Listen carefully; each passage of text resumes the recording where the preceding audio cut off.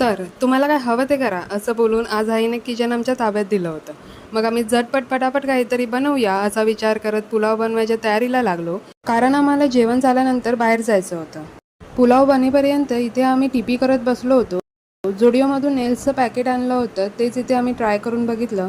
तोपर्यंत इथे पुलाव रेडी झाला होता. तो पटकन खाऊन घेतला आणि बाहेर जायची तयारी करू लागलो. तर आज आम्ही कोरा केंद्राला फन अँड फेअरला गेलो होतो. इथे ही जलपरी आणि रोबोट मेन अट्रॅक्शन वाटले. हे इतका वेळ पाण्यात कसे काय राहत असतील असा विचार करत थोडा वेळ तिथेच त्यांना पाहत उभे राहिलो आणि मग पुढे निघालो.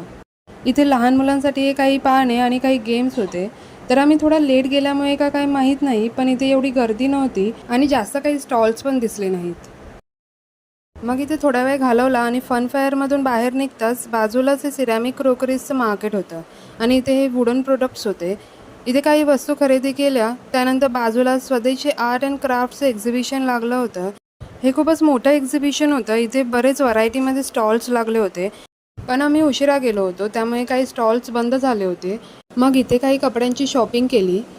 तर अशी होती आमची आजची